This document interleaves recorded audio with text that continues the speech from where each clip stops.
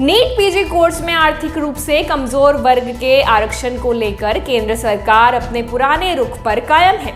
Supreme court में हलफनामा दाखिल करते हुए सरकार ने बताया कि मौजूदा सत्र में ईडब्ल्यूएस के लिए 8 लाख रुपए सालाना आय की सीमा में कोई बदलाव नहीं किया जाएगा। सरकार की तरफ से ये भी कहा गया कि फिलहाल कोई भी बदलाव करना बहुत पेचीदगी भरा होगा। इस मामले में सुप्रीम कोर्ट 6 जनवरी को सुनवाई करेगा।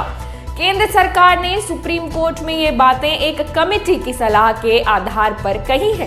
पिछले साल नवंबर में ईडब्ल्यूएस कोटा के लिए 8 लाख रुपए की सीमा तय करने पर सलाह देने के लिए ये कमेटी बनाई गई थी। इस सीमा को लेकर कई सवाल उठे थे। सुप्रीम कोर्ट ने भी कहा था कि देश के हर हिस्से में इस सीमा को लागू नहीं किया जा सकता।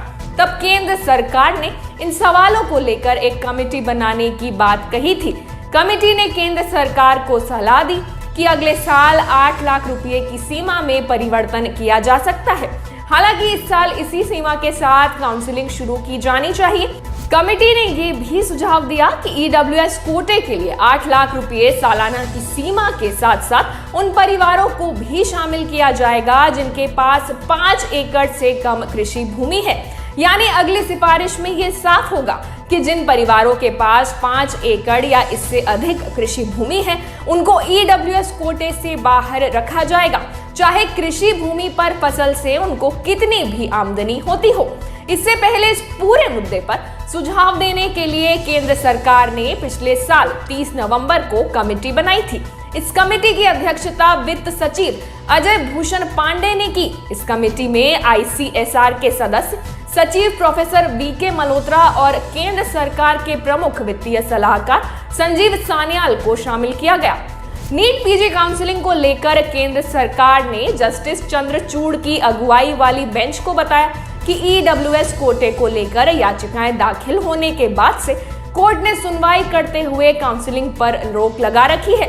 सरकार ने कहा कि फिलहाल मौजूदा नियम शर्तों के तहत काउंसलिंग की इजाजत दी जाए। कमेटी अगले सत्र में ईडब्ल्यूएस कोटे के लिए जरूरी शर्तों का ढंग से अध्ययन करेगी और अपनी सिफारिशें देगी।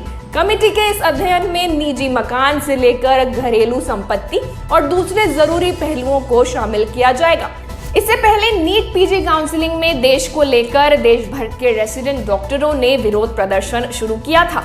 राष्ट्रीय राजधानी दिल्ली में रेसिडेंट डॉक्टरों पर पुलिस की बर्बरता का आरोप लगा, जिसके बाद रेसिडेंट डॉक्टर एसोसिएशन की तरफ से ओपीडी सेवाएं बंद करने का फैसला लिया गया। बाद में केंद्र सरकार ने डॉक्टरों को जल्द से जल्द काउंसलिंग शुरू करने का आश्वासन भी दिया, जिसके बाद डॉक्टरों ने अपना विरोध प्रदर्शन समाप्त कर दिया।